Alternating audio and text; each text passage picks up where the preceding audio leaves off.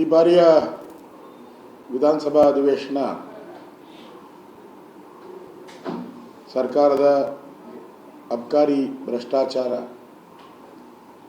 6,000 ಕೋಟಿ ನುಂಗಿರೋ ನುಂಗಣ್ಣಗಳ ಕಾಂಗ್ರೆಸ್ ಸರ್ಕಾರದ ಭ್ರಷ್ಟಾಚಾರವನ್ನು ಬಯಲು ಮಾಡಿದಿರಿ. ಇಡೀ ಬಿಜೆಪಿಯ ನಮ್ಮೆಲ್ಲ ಶಾಸಕರು ಕೂಡ ಒಂದು ತಂಡವಾಗಿ ಈ ಒಂದು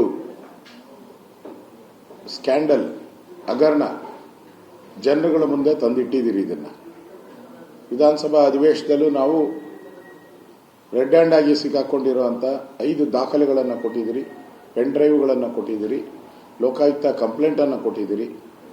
ಇಷ್ಟೆಲ್ಲ ಕೊಟ್ಟರು ಇನ್ನೂ ಸಾಕ್ಷಿ ಕೇಳ್ತಾ ಇದ್ದಾರೆ.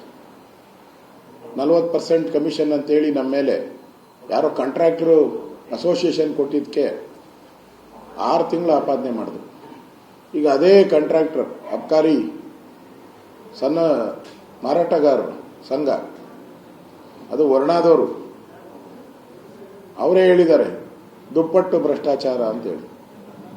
40% ಅಲ್ಲ, ಇದು 80% ಲೂಟಿ ಅನ್ನೋ ಮಾತನ್ನು ಹೇಳಿದ್ದಾರೆ.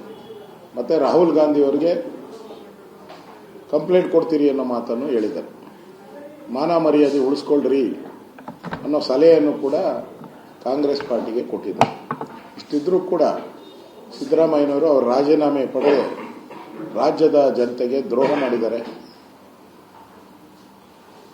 ನೇರವಾಗಿ ಅವರು ಈ ಒಂದು ರಾಜೀನಾಮೆಯನ್ನು ಪಡೆದೇ ಇರೋ ಕಾರಣ ಅಂತ ಹೇಳಿದ್ರೆ ಅವರು ಕೂಡ ಇದರಲ್ಲಿ ಇನ್ವಾಲ್ವ್ಮೆಂಟ್ ಇದ್ದಾರೆ, ಅವರು ಕೂಡ ಟ್ರಾನ್ಸ್ಫರ್ಗಳಲ್ಲಿ ಹಣ ವಸೂಲಿ ಆಗಿದೆ ಅಂತೇಳಿ ಜನ ಮಾತಾಡ್ತಾ ಇರೋವಂಥದ್ದು ಸ್ಪಷ್ಟವಾಗಿ ಕಾಣಿಸ್ತಾ ಇದೆ.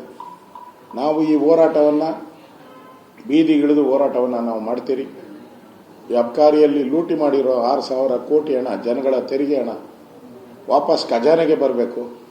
ಲೂಟಿ ಮಾಡಿರೋ ಮಂತ್ರಿನ ಕೂಡಲೇ ಮಂತ್ರಿ ಸ್ಥಾನದಿಂದ ವಜಾ ಮಾಡಬೇಕು ಅನ್ನೋ ಹೋರಾಟವನ್ನು ನಾವು ವಿಧಾನಸಭೆ ಹೊರಗಡೆ ಹೋರಾಟವನ್ನು ನಾವು ಪ್ರಾರಂಭವನ್ನು ನಾವು ಮಾಡ್ತಾ ಇದ್ದೀವಿ.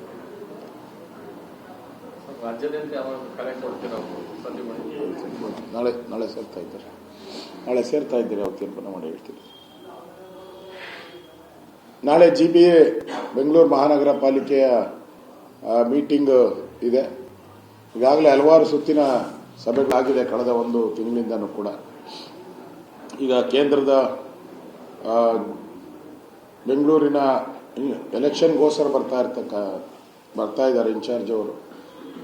ಸೊ ನಾಳೆ ಮಧ್ಯಾಹ್ನದವರೆಗೂ ಕೂಡ ಎಲ್ಲ ಶಾಸಕರ ಜೊತೆ, ಸೋತಿರೋ MLAಗಳ ಜೊತೆ ಮತ್ತು ನಮ್ಮ ಜಿಲ್ಲಾ ಪದಾಧಿಕಾರಿಗಳ ಜೊತೆ ಒಂದು ಸುದೀರ್ಘವಾದಂಥ ಚರ್ಚೆ ಮಾಡಿ ಬೆಂಗಳೂರು ಗೆಲ್ಲಲೇಬೇಕು.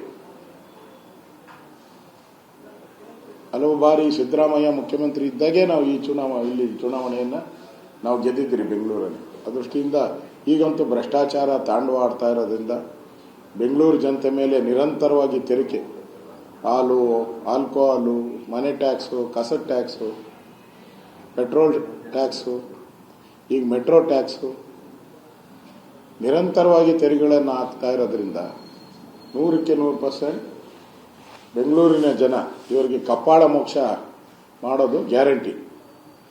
ಚುನಾವಣೆಯಲ್ಲಿ ನಾವು ದೊಡ್ಡ ಅಂತರದಲ್ಲಿ 5 ಮಹಾನಗರ ಪಾಲಿಕೆಯಲ್ಲಿ 5ಕ್ಕೆ 5 ಗೆಲ್ಲುವ ರೀತಿ ನಾವು ನಾಳೆ ಅದಕ್ಕೆ ಏನು ತಂತ್ರಗಾರಿಕೆ, ಚುನಾವಣಾ ತಂತ್ರಗಾರಿಕೆ ಮಾಡಬೇಕು.